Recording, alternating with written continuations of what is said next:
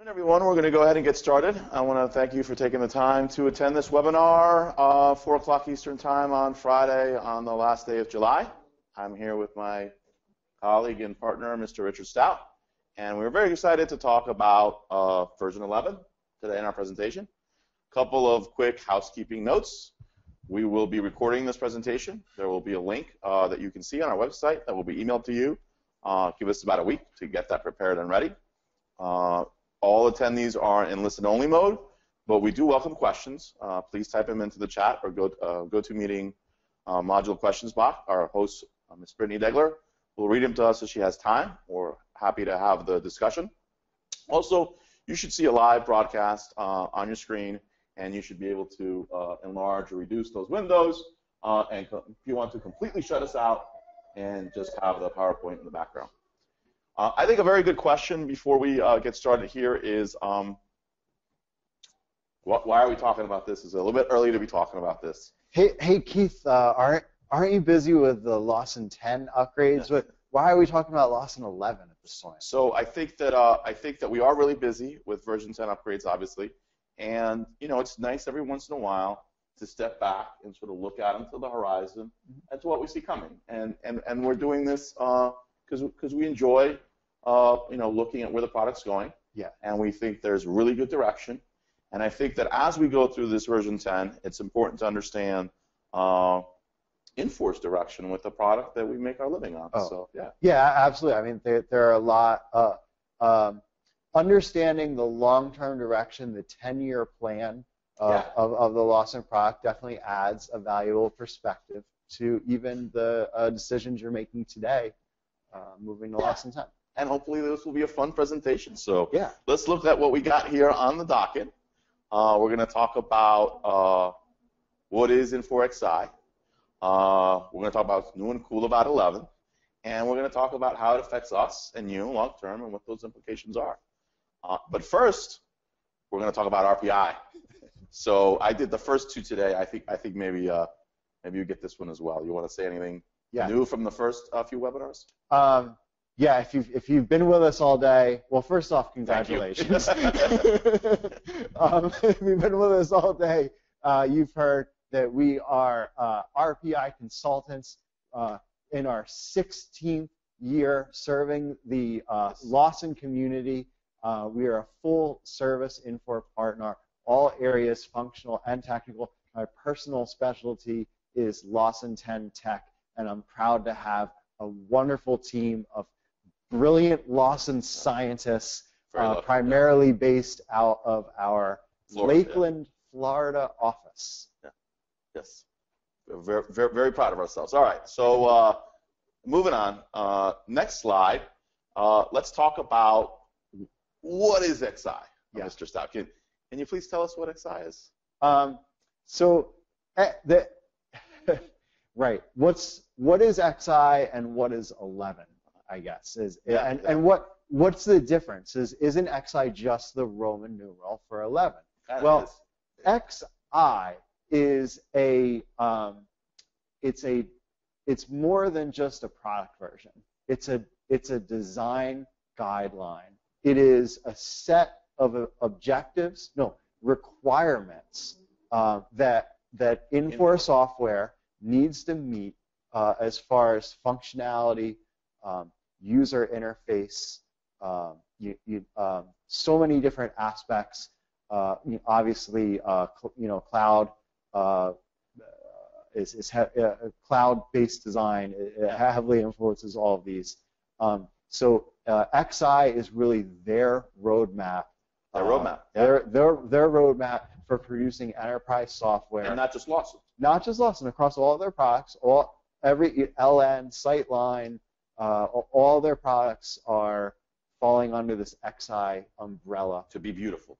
To be beautiful, to be architected for the cloud, to be mobile friendly, and to be focused on verticals and micro verticals.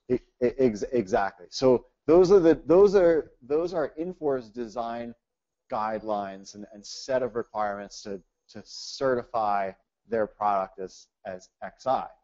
And to put that more in concrete terms, we have a version of what we've always called the Lawson ERP system. Lawson is out. That is going to be labeled version number 11, yeah. and that is going to be the Lawson offering that meets all those XI design guidelines. And that version 11 is going to be the FSM, HCM. Right? Exactly. So the new names, the product formerly known as Lawson, it actually splits off to two different names. The financials and supply chain suites come under the FSM umbrella. That's what? FinPro, basically. Yeah. What's it stand for? Financials and Supply Management? Yeah, FSM, yeah. Yeah. And then the HR and payroll as well suites sort of fall into HCM 11, Human Capital Management 11. So 5 to 20 years from now, we just won't. Which is really sad because when you try to replace Lawson as an SEO term with FSM and HCM, right, it's very hard to get a lot of traction with that. So that is something as a consulting company we're going to have to figure out how to work.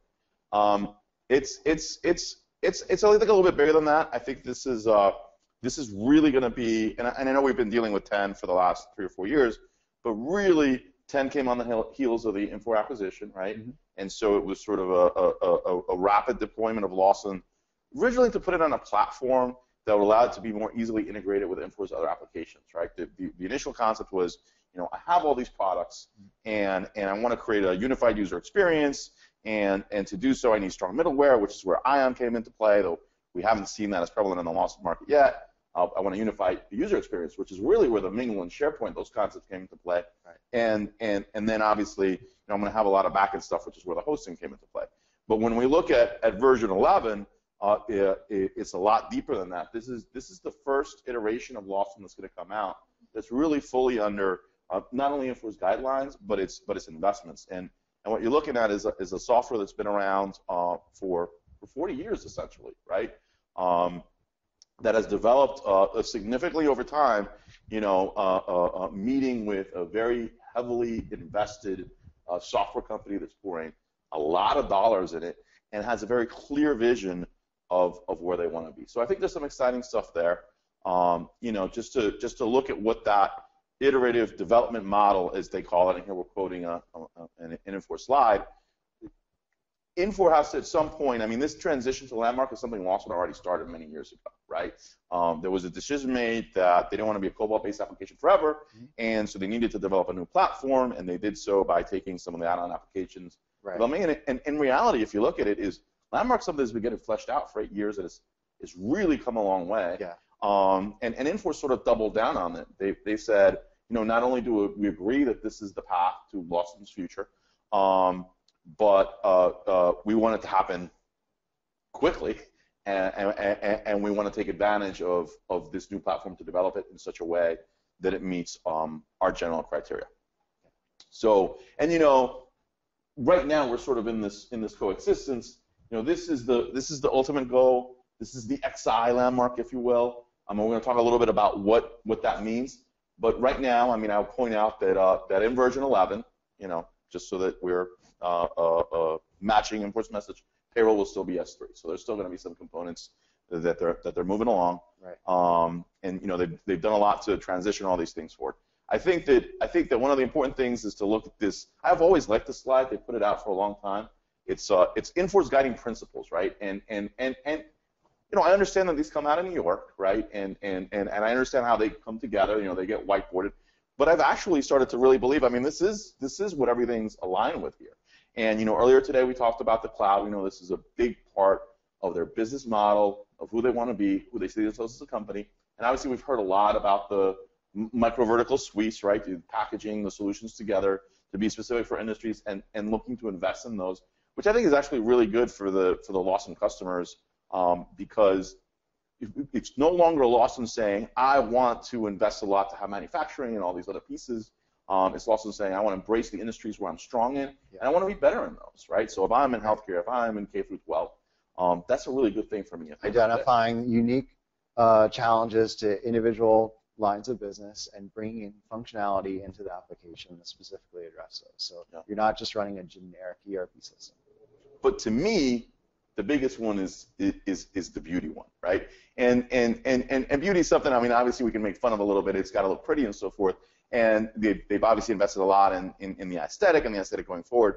But actually what this beauty really means is that they're focused on the end user experience, right? Yeah. They want to create modern software, right? They look at how we interact with our non-business applications, and they want their software to look like that. Now, there are some inherent challenges to taking software that's been around for 40 years in certain client-server models and changing it there, but they're definitely putting their money where their mouth is, I feel, and they're definitely they've been consistent with this since the day that they got Lawson, and they continue to invest heavily and get in that direction. So I'll give them kudos for that. I think that strategy-wise, I'm 100% on board, and much success is what I wish them here. So let's talk a little bit about how that applies to this Infor Landmark Technology XI. We spent some time talking earlier when we were talking about version 10 upgrades about Landmark. It's getting introduced to a large portion of the customer base that hasn't even purchased those applications through IPA. Yes. So it's become part of their existence, and there's syncing, there's ISS. Right now, Landmark, except for IPA, is primarily viewed as a technology platform that's increasing the complexity of my system architecture. But it's going to be a lot more than that. So maybe we can talk a little bit about, first of all, what's the difference between the next generation of Landmark technology and what we have today? Okay. Yeah. Maybe we'll just take the bullet points. Okay. Yeah. That's what they're there for. Yeah. So the one big change is in the web-based user interface for Landmark applications. They're going to be powered by HTML5 code on the front end, and right. essentially what that means is that you get the experience of a thick application, but it's delivered through the browser. Meaning you can maximize. It's a robust soft font. Yeah, you can maximize your window and have and drag and drop different elements around and reorganize your screen. It's like, it's maybe like some of the experience you might have using today's thick client application for Lawson applications. Smart Office. Yeah. A lot of the power and flexibility you get in Smart Office, which right now needs to be delivered in a thick application that runs on .NET on the workstation, all that can really just come through the browser with this HTML5 code. And so part of the reason these thick clients get stored locally is because you're making modifications that have to be staged somewhere. To run these as soft clients, you somehow have to store all this information. You have to sort of set up your software to be able to track this, and you should be able to access that. Yeah, and it's a lot of power. It's a lot to ask a browser to do. Okay. And so browsers are finally getting to the point that they exactly. Browsers are finally getting to the point that I love it when there's conversions between software development. Right. Yeah, where it's browsers were originally, not to get too nerdy, but originally designed as a stateless sort of request a page, get a page, show a page. Request a page, get a page, show a page. Now, more and more web applications are running in browser. And look at like Gmail, for example. Yeah. You don't click on a message and then have the whole page refresh and show that message. You've got a significant amount of code running right in the browser that's giving you a nice fluid, continuous experience. You're not waiting for pages to be delivered from a server. So definitely taking advantage of all that CPU power you've got in your workstation, and not just using a dumb terminal. Everybody says take amount of CPU power. That means to me slow, but always the capacity catches up. And anything we're probably having. There's some other really cool things that are going on here. Yeah. In terms of they're related to this in terms of this end user experience. And one of the biggest that they've invested a lot of time and money in is these role-based homepages, right? Yeah. So instead of saying here's the application and you learn these screens that might or might not apply to you, they're saying what does the comptroller's interaction with this software look like, and how do we deliver an intuitive homepage, landing page that they can start from and obviously customize. I mean, Infor wants you to make this work for you, but they want to give you a starting point on that. And I think one really important thing to understand that the Hertfordshire is the people that are developing these things, they're folks that spent a long time implementing, right? So there's a lot of business knowledge that Lawson Professional Services gained over 2 decades that Infor's taking advantage of. Right? Yeah. They're not bringing in some young, just saying, what did your customers want to see? What did you see these roles? How do they work? What do they do? That they're putting together. And again, it's the starting points, but I think it's some really cool stuff. Yeah. Like why does in Lawson 9, if you're a buyer, if you're an HR generalist, if you're in finance, any one of those roles you log into Lawson, you basically see the same thing. They're challenging that and saying, why is that? Let's take a look at what's been done over the years in dashboards. Right. To make a dashboard that's targeted for a particular type of user and bring in links to the forums they're going to use most often, actionable information, reports, a BI right onto that page, items waiting for their approval, sort of combine that all in a centralized view. So just to make navigation easier and put all that information in one place. And it ties with that it comes with some pre-delivered concepts of what this works with, what the role is, what the security is, instead of saying, okay, here's an open application, you tell me what you want. Yeah. We put some thought into this. And again, they're making it easy to change that, but they're not making you start from scratch, right? Or depend on your consultant or some accelerators to do that. Do we see a lot of this in Landmark today? In some of the HR applications sort of set the baseline for these concepts of roles and actors, and then at first they just came out, then they put in the tools to customize them and so forth. Exactly.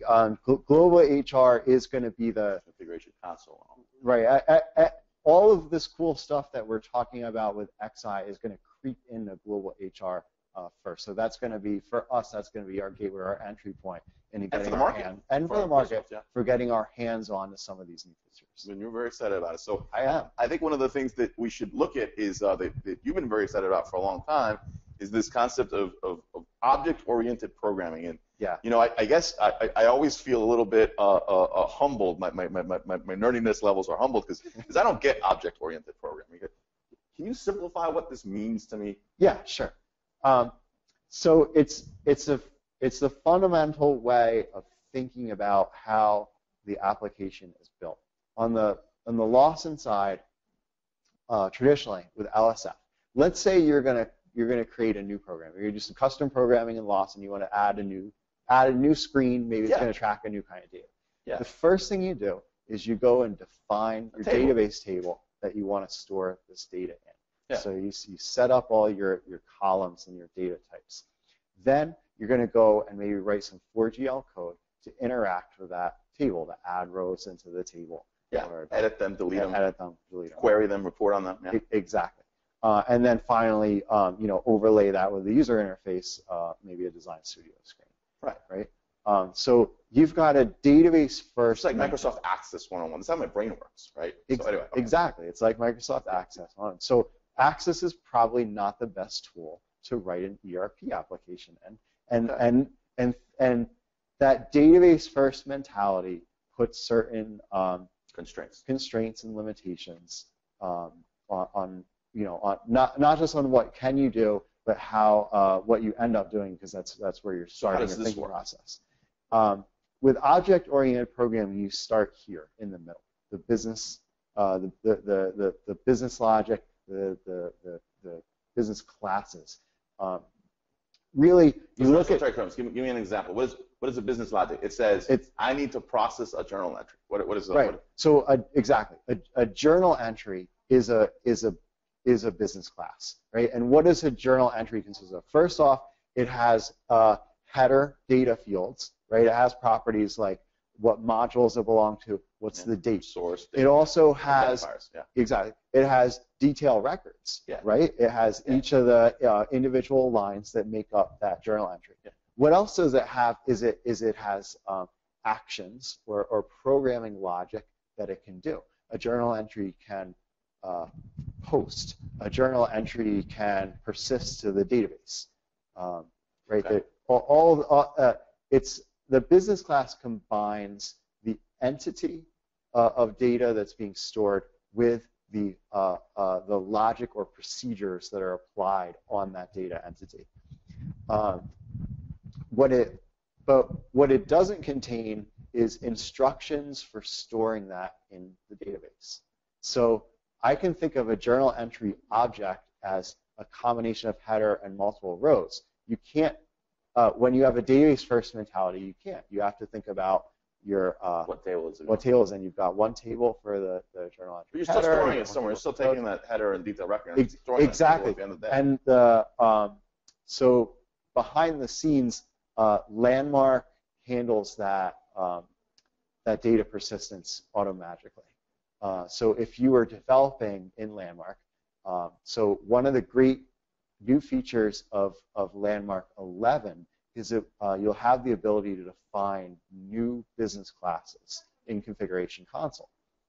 So going back to my original analogy of if you wanted to add a new screen, if you're doing that in Landmark 11, you start by defining that business object. It might be standalone, it might be master detail records, it might reference another, like an employee object or something like that. It might be a detail record referenced by an existing Lawson object that it's master. However its relationship is, you define it in the system, and the system decides how to store it. It will automatically create whatever tables are needed to most efficiently store. Optimize. Exactly, optimize to store that object in the database. You don't have to define the database. It will, at that moment, it will not only create the database tables for you, it will create a base set of security classes that you can use to assign to users to grant access to operate on this business object, and it'll also build out a base user interface, a plain Jane form for you to go and create, modify, and delete these objects. And then finally, it will generate a workflow trigger so one can request or approve one of these types of objects. And all of that is possible because of this object-oriented model, this business logic or business class first model, where in the days of previous generation programming languages, all that plumbing had to be added by hand. It was a massive amount of effort, and it increased the amount of time and effort needed to do that type of development, as well as maybe not opening up those doors and opportunities that you then have when all this plumbing comes with. I still struggle to wrap my head around it, but I get the point that this is better, and this has actually been around for 15, 20 years. Oh, yeah. This is conceptually. The concepts here are not new. Both Java and Microsoft.NET fully embrace this model from the beginning. Programming languages that were started in the early aughts. But what really catches my ear, right, in all that is when you say it automatically creates things like workflow trigger, right? It's I'm always surprised, with simplistic means like, oh well, we'll queue the process flow off of PO20 of a purchase order, right. And it's like, well, there's no trigger there. It's like, well, how can there not be a trigger there, right? It's because one would have to be built in. But the way that this logic works, every single thing that gets built automatically has one, right? So you can start thinking and assuming that everything that's out there, every action that you take, you're going to have something you can tie into to automate your process. And that stuff's cool, right? To not have to think or look up in a guide, was this piece built? I can just assume it was. Exactly. That's nice. Yeah. Okay. So I think we talk about the apps here real quick, and in this case, we're sort of focused on the FinPro or FSM side. And the real purpose of this is the naming conventions. Global ledger instead of general ledger, allocations instead of cost allocations. These are pretty much one-to-one with your S3 financials apps. And I think it's important to emphasize what this is, because I feel there's a little bit of hesitation out there.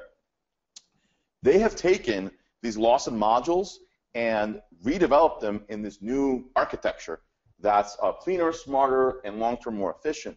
But they haven't reinvented the wheel either. There's a reason that all these things worked for a long time for a lot of customers, right? And so this isn't like, hey, I've developed a new software. I've taken everything that's working here and I've developed a better architecture for it.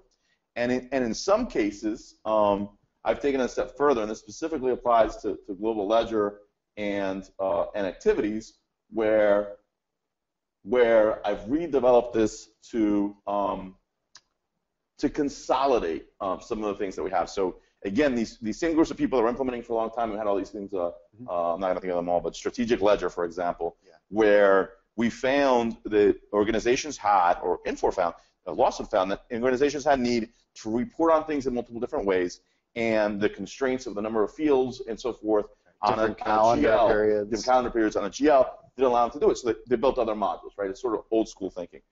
When they redo this GL, they said, well, let's make it a lot more flexible, right? Let's consolidate all these into one fundamental structure that can handle multiple reporting requirements and classifications.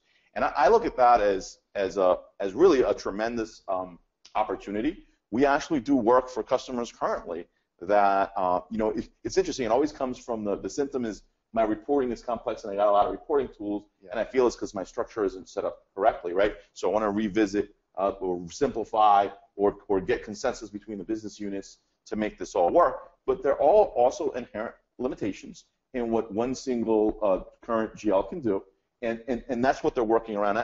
This to me is super exciting. It's stuff that you don't have to use unless you're using strategic ledger today, in which case it's going to be consolidated in. But this is really sort of expanding. Multi-ledger was the other one I was trying to think of. Expanding what I can do, and that brings us directly to the number one question that we get with version 11 is, hey, is moving to Lawson 11 a re-implementation? No. The answer is no. No. It is not. It is an upgrade. And to be fair, we had a global HR presentation earlier where they asked the same question, and the answer was yes. So it's a little bit different, right? Global HR is more of a fundamental rethink of the HR system than the financial supply chain management. So, and parsing a little bit. Looking at FSM specifically, Infor is going to go through great pains to make sure that if you don't want to use a single one of these benefits or features and you want to have exactly what you have today, they're going to let you have that because they want to keep you as a customer. Yeah. And they're going to build a lot of tools, which we're going to talk about later, sort of the roadmap for those to get you there. But it is an opportunity, right? Like they're not building this stuff to cause pain; they're building this stuff to make their product better. So if it was me, I would take advantage and say this is a good time for me to rethink my GL. Right. Now that I have flexibility, I didn't have when I implemented this in 1999. I don't necessarily have to live with this forever. Now I think that it's just like today. You could re-implement when you do version 10. Some customers are. And it's the same thing. When you move to version 11, there will be direct migration paths. You don't have to take advantage of it. You can punt that to later. You can say, I want to reevaluate my GL, but I want to do that 5 years from now. That's going to be an option too. And so where on the spectrum do you think a typical, real world 11? Real world. So I do luckily have animation for that, right? Because that is the only way that I can express my feelings. I think most of them will land somewhere, closer to the conversion than the re-implementation, which again is always an option. And this is a big deal for me because I never really understand the business case of people changing full ERPs, and that's not just moving off of Lawson to something else onto Lawson. You've invested so much in your organization over the decade or decade and a half that you've had this system. I mean, in resources know the system. When you move to version 11, you're not going to retrain your buyers. You're not going to redesign how your purchase orders work. You're going to say, the screen looks a little different. Same thing you're doing for version 10, right? You might rethink your GL again or your activity structure, but again, that buyer's going to do the same function. There's no training there, right? There's no business process redesign there.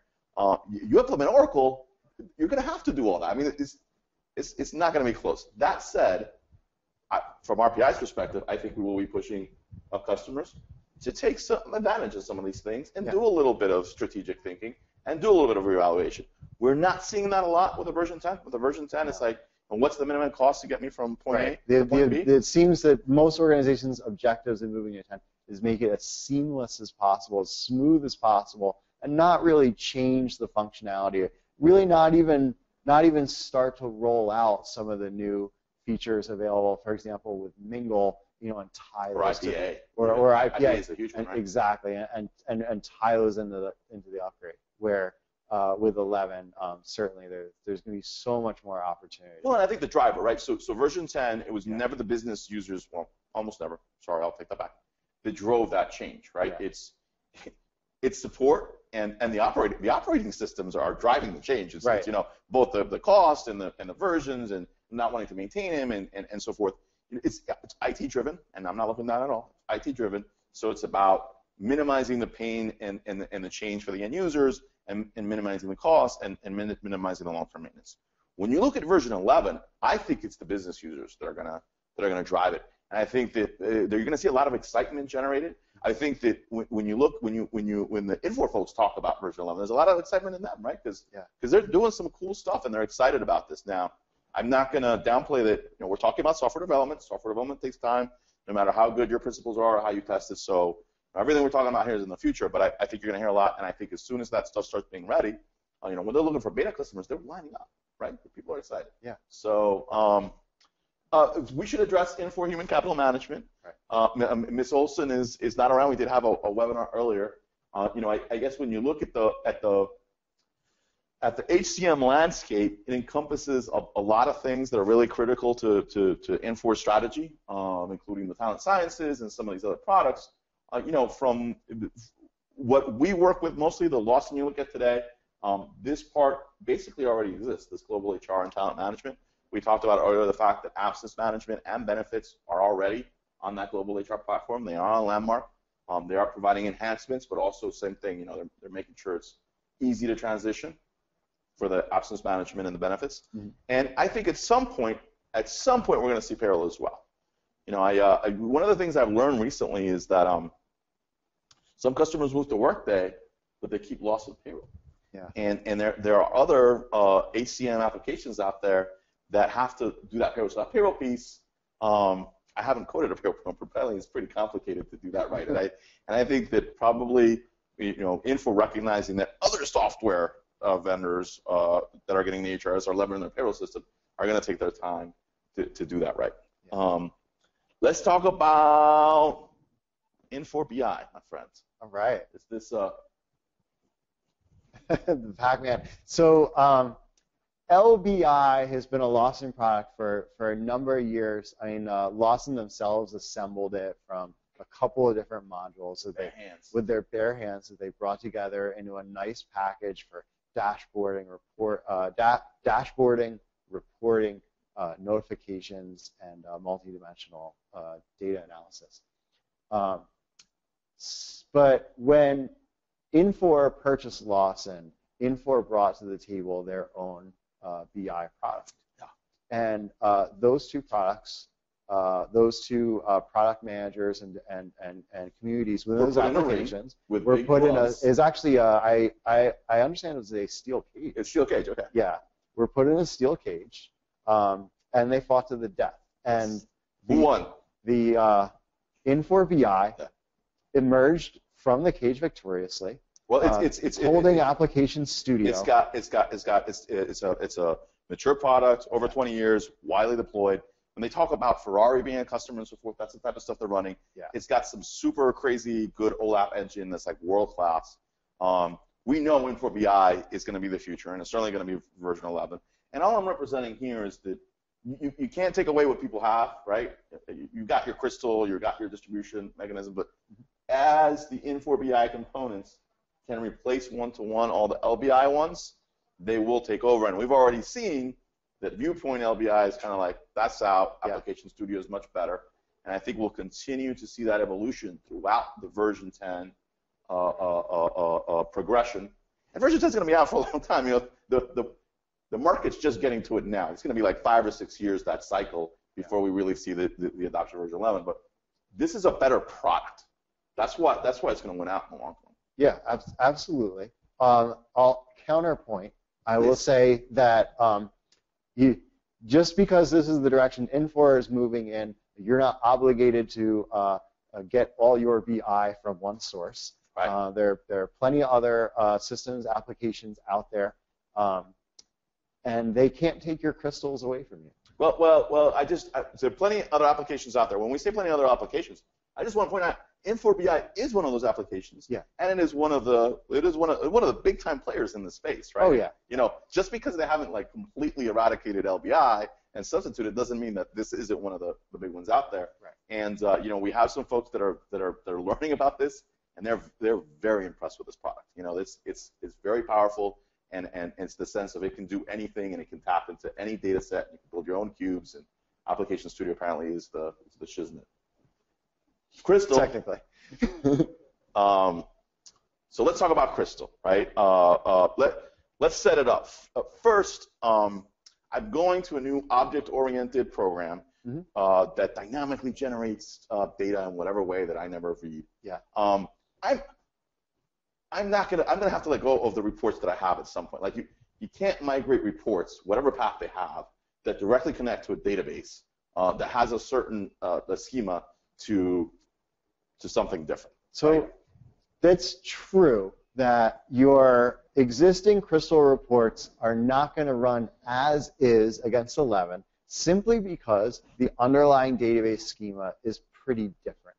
However, it's not the same as building reports from scratch.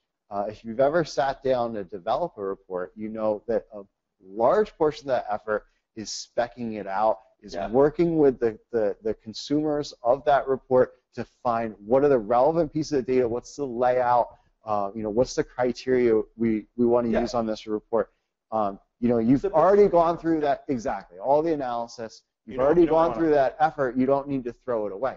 Also, Infor recognizes that this is going to be a big work effort, and to ease that transition, they're going to provide metadata to help you more easily map back tables and fields from 11 to 10 to help with that. So what you're saying like is I can't keep my LBI, but I can keep my Crystal if I really, really want to. Yeah, true story. But I can't keep my report writer. That's going to go away from me. Sorry. And I almost want to go into the future. That's RW100. RW100s. It's a painful old technology that should be put out of commission. And Lawson 11 or FSM 11 makes it obsolete. Makes it obsolete, and you shouldn't even wait that long. You should really. There are tools out there, and they're easy and they're cheap and they're a lot easier. Just because you invested a lot of time creating 300 RW reports, and God bless all of you that did, you can move on. You should move on. RW100 is not good for the soul. All right. What else is new? What else is new? So obviously the product's in alpha right now, and it's just getting developed. So very high level, we had the opportunity to, with a lot of Lawson customers that want to show some of the things they're focusing on, and we definitely picked up on a few things. Very exciting to us. There are we do a lot of customizations in the market. I mean, it's part of our professional services, and those are always driven based on a business case, a need that a customer has. And we saw that some of those business cases are being addressed in version 11. These are ones that we were familiar with. There's probably hundreds of them. And very specifically, we noticed these are actually our own screenshots from when we did it. This is not representative of version 11. This is not 11, but not 11. This becomes native functionality. On your left, we've got a different links into RQC based upon the type of requisitioning transaction you want to do. Which enables different flows, different approvals, different criteria. Because requesting a supply is very different than requesting a capital project. Yes. And the approval process is different. The data, the fields that you collect from the requester are different. So shouldn't you route it to? Yeah, exactly. So RQC should present you with a different view, should operate a little differently depending on which of those three types of transactions you want to do. That's a customization. That's a solution that we have implemented for several customers, and is making its way in the native functionality into RQC 11. And over here we have the leave request. Yeah. So go ahead. Yeah. This is embedded into self-service, right? Exactly. Yeah. One of our colleagues, we're very proud of his work here. Yeah, absolutely. So the Deaver leave request system. yes, this is DLRS on the right side of your screen. That's the Dever leave request system, and it's basically a calendar-based self-service applications where employees can request time off and managers can approve and manage time off. And this is the employee view? No, this is the manager view. So they can see if there's like a lot of people at the same time. Exactly, yeah. They're seeing how many of their team members are out over overlapping days. And you know what? These are just two things. Like, again, there's probably 100. Like, they probably went out to the market and said, what is it that you're going out and having to do for yourself that we're not delivering? And they're like, let's deliver that. And, yeah. I don't know. It makes you warm and fuzzy. Speaking of, what about the customs? Right. So first off, you surely have heard if you went to Infor this year, the messaging is that in Infor Xi there are no customizations. Right? You don't customize Infor Xi. One does not customize. One does not customize. There are two new terms in the vernacular to describe how you might adapt your Xi application to meet your individual business needs. If you need to change or tweak the way existing functionality operates, that's called configuration. If you would like to use the framework of Infor Xi to add a new business process or type of data that's unique to your organization, that's called extensibility. I like extensibility. Yeah. So what do configuration and extensibility mean to you?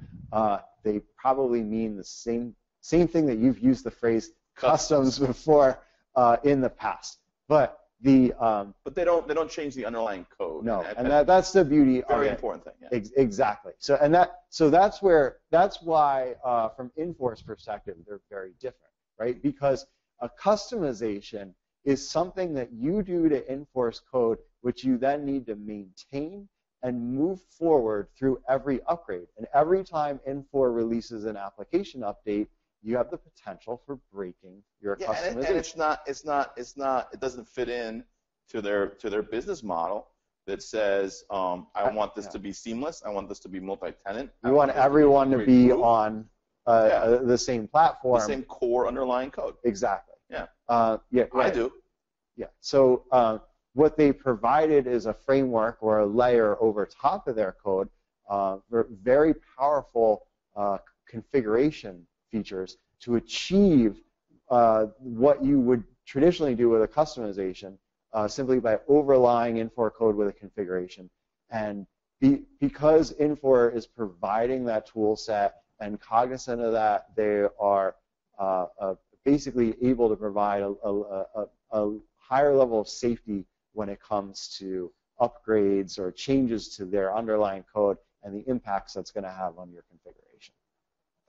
That means upgrades are going to be easier. Upgrades are going to be easier, and actually, Stout's a big fan of the tool set. Yeah. Very excited to start doing stuff in the HR space and playing with all these tools. Very powerful. Which brings us to our next slide. Customization throwdown. And so basically, I'll start with Team Wayland. Once upon a time in the Lawson landscape, GL customization ran rampant, and organizations might have even hired full-time COBOL developers that did nothing but create tokens. I mean, there's customers of 600, 700, 800 for GLs, not just for interfaces, for changing fields, everything you can imagine. Some they don't even know if they use. You do security projects, it's kind of crazy. And I think it's time to let those go. And to me, we move those forward, and things that I run into are we're not sure what they do. Yeah. we want to move them forward. They've been around since like the late '90s, and to me, just on principle, again, it's a free country. Keep your COBOL forever. Whatever it is you want to move forward, but really at some point you got to reevaluate, do I even need this? Why do I have this? And then second, if I do have this, I should be documenting, what it is that this requirement the software's not meeting. And then I should figure out, how would I develop this today? Would I use 4GL? And would I use some underlying code? Would I use something more portable? So that to me is the right process, and that's something that I think you can undertake even before you think about version 1, and even before it's generally available to put on the market. And then on the other side of this, we have Team Stout. So I don't necessarily disagree with what you're saying, but I don't think if the message is, hey, the Infor FSM 11 is taking away your COBOL. Is a best of breed ERP application. They put a lot of time and thought into how this works. Customizations that you're carrying forward are legacy. They're not needed. You should use native functionality in the application. You should adapt your business process because everyone else has found that this is the best way to do things. I don't necessarily agree with that because really some of your business processes are your competitive advantage, right? That's what makes your organization unique and better than other organizations in your field, is you found unique ways to solve business problems that your industry faces. And you might have automated some of that by doing development in your ERP system to help facilitate those business processes that aren't used at other companies.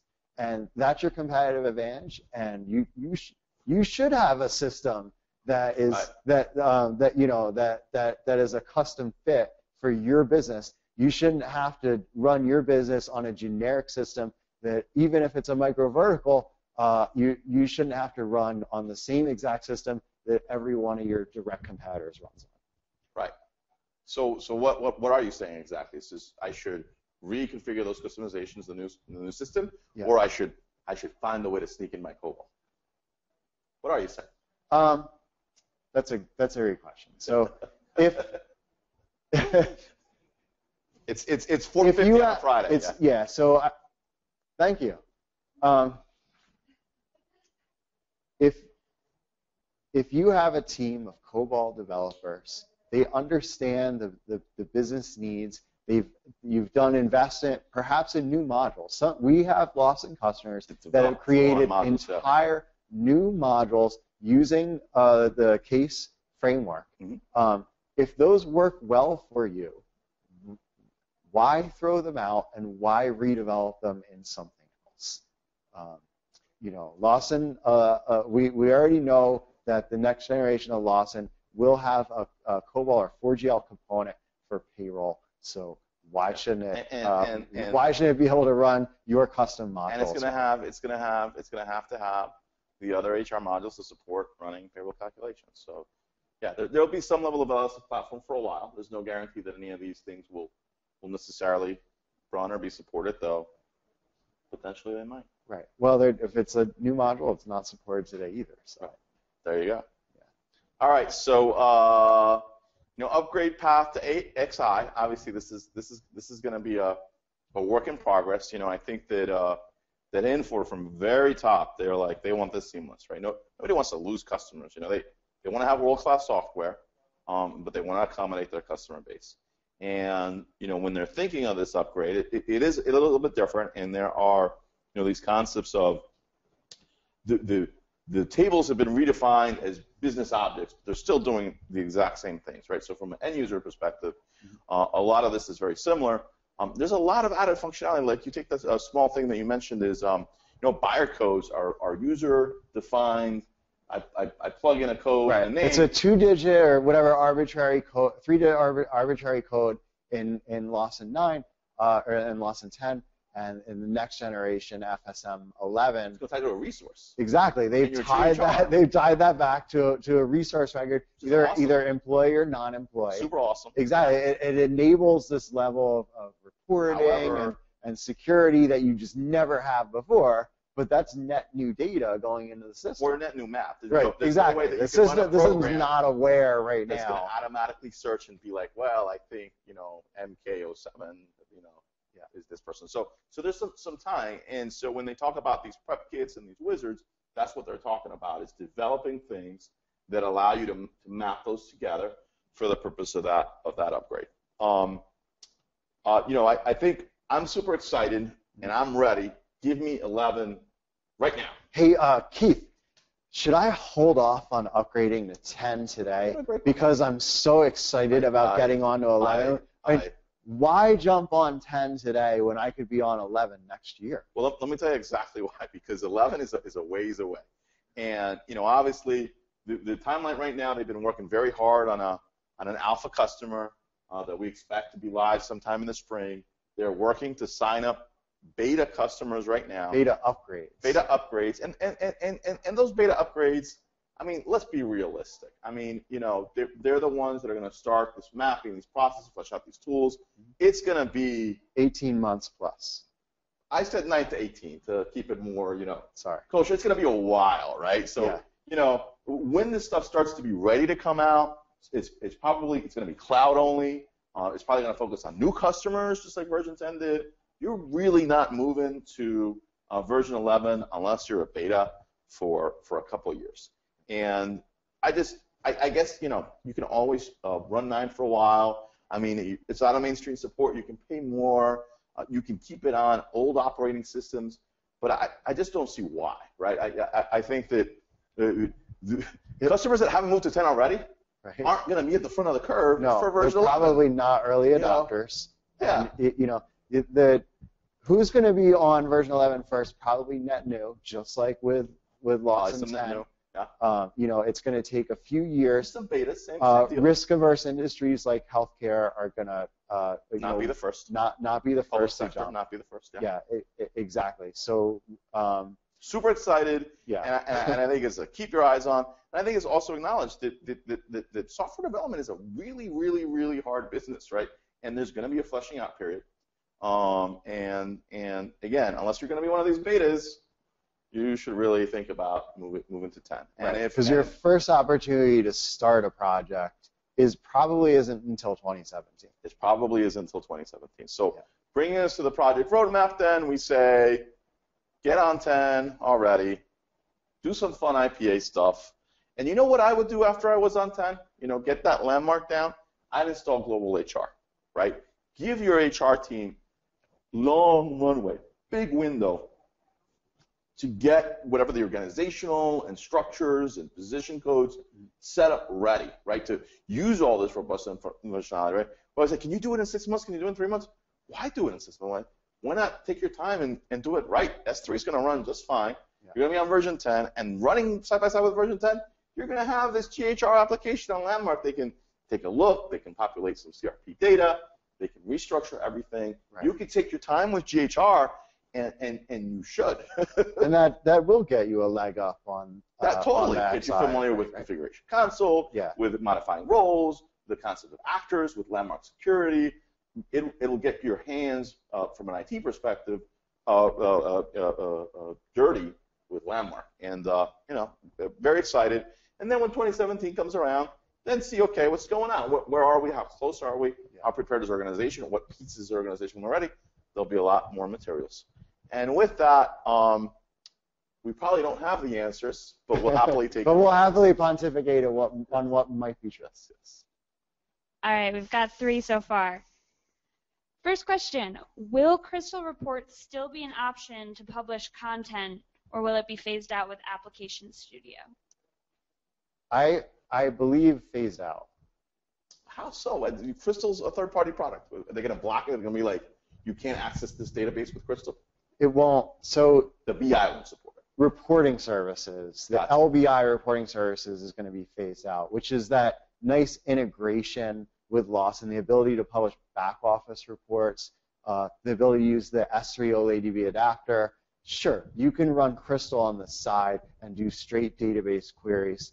You can even do bursting, but you won't have that nice integration with Lawson for the security. You have to manage your bursting on the side. Right.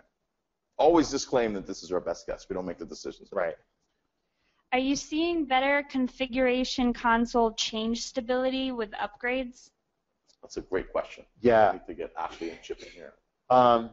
Yeah, so I will let you know because we are working on an in-place LTM upgrade for one of our customers right now, and they are carrying customizations.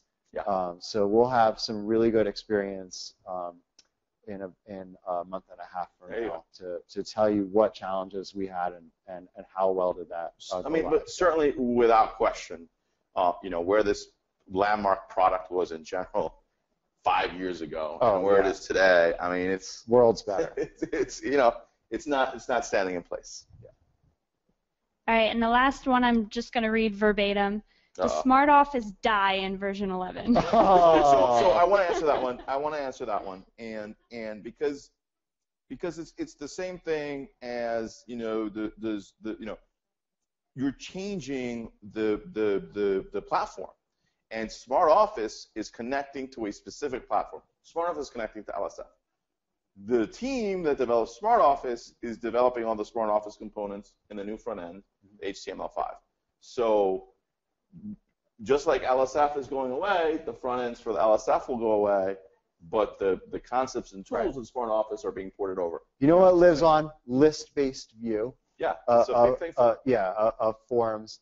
A full screen view with multiple windows to bring all your actual information. Tight integration with Excel. A lot of these. Ability for each person to have a display that's tailored for not just their role, but their work method. Some people like to navigate one way, different people like to navigate different ways. All these concepts are moving forward into the next generation of the user interface. Right. It just won't. The technology won't be the same. It won't be Smart Office. If you have Smart Office today, I would definitely not hesitate to deploy it. Yeah. Because you're going to be on that for a long time, no matter what we say today. And all those things, that user experience that you're gaining, that's not going to go away later. Right. That's part of where the software is moving forward. Hopefully that's helpful. Well, thank you very much. We really appreciate your time on a Friday afternoon. We hope you have a great weekend, and I think it's happy hour time. All right. It's Miller time. Miller time.